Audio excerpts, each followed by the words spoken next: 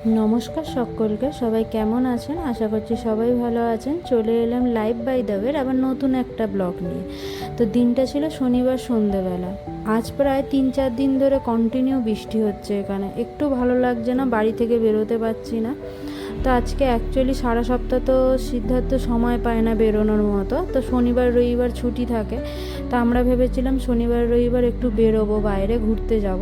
তো এই বৃষ্টির কারণে একদম প্ল্যান ক্যান্সেল হয়ে গেল, পুরো ম্যাচাকার হয়ে গেল দিনটা। তা আমার একটু ইচ্ছা হচ্ছিলো পিৎজা খেতে। তো বললো ঠিক আছে চলো দুজন মিলে আজকে পিৎজা খাই। তো তার জন্য অর্ডার দিয়ে দিয়েছিলাম। এবার অর্ডার দিয়েছিলাম সন্ধেবেলা। আর আমাদের এখানে প্রচণ্ড পরিমাণে বৃষ্টি হচ্ছিলো, যেটা প্রথমে শুরুতে দেখালাম। খুব পরিমাণে বৃষ্টি হচ্ছে, বাইরে থেকে যে পাহাড়টা দেখা যায় ওই পাহাড় দেখাই যাচ্ছে না, আর পুরো ধোঁয়াশা হয়ে গেছিলো চারিধার।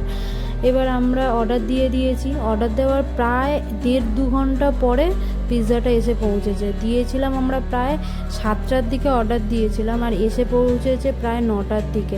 এবার 9টার সময় যদি আমরা পিৎজা খাই, এবারে আর আমরা ডমিনোজে পিৎজাটা অর্ডার দিয়েছিলাম, ওখানে buy one get one free ছিল।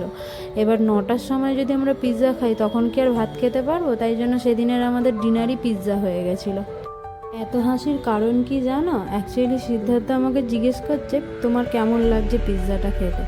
এবার আমি তো ফাস্টফুড খেতে ভীষণ ভালোবাসি, তো এখন যে ফাস্টফুড খেতে ভালোবাসে তাকে যদি জিজ্ঞেস করো যে পিৎজা খেতে কেমন লাগছে, সে তো অবভিয়াসলি ভালোই বলবে। তাই জন্য আমি হেসে বলছিলাম যে পিৎজা আবার কারোর খারাপ লাগে নাকি। আরেকটা খুশির কারণ হচ্ছে আমি পিৎজাটা পেয়ে গেছি, বাইরে যেতে পারিনি, তাই জন্য একটু মন খারাপ হচ্ছিল।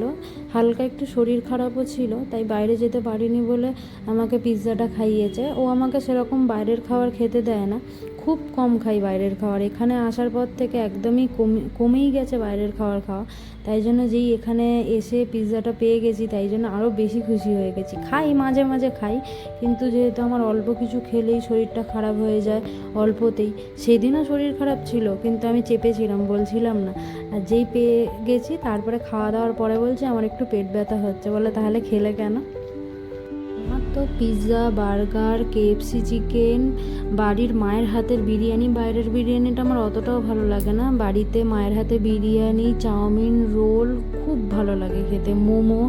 তোমাদের কার কার কী কী ভালো লাগে অবশ্যই কমেন্ট করে জানাবে। আমার তো বাইরের খাবার খেতে ভীষণ ভালো লাগে। ও আর একজনের নাম তো নিতেই ভুলে গেছি, fuchka. Fuchka one of the favourite খাবার মেয়েদের। ছেলেদেরও প্রিয়, কিন্তু মেয়েদের বেশি প্রিয়।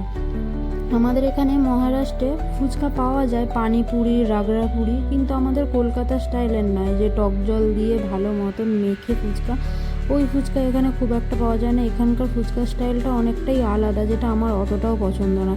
এখানকার মহারাষ্ট্রিয়ান স্টাইলের বিরিয়ানিও খেয়েছি, বিরিয়ানিটা মোটামুটি, খুব একটা আমাদের কলকাতার মতন যে বিরিয়ানি, ওই বিরিয়ানি এখানে খুব একটা সেরকম পাওয়া যায় না। তাই বলবো যারা কলকাতা থেকে আমার ভিডিওটা দেখছো, অবশ্যই ওখানের খাবার একদম মানে অথেন্টিক খাবার বলো বা রাস্তার স্ট্রিট ফুড বলো, প্রত্যেকটা খাবার এত টেস্টফুল হয়। কিন্তু বাইরে গেলে, মানে এরকম বাইরের স্টেটে থাকলে বা বাইরে কোথাও থাকলে ওই খাবারগুলোকে খুব মিস করি আমি। মানে আমি তো মিস করি, জানি না কারা কারা মিস করে, আমি তো ভীষণভাবে মিস করি। তো দিনটা আমি এইভাবেই কাটালাম।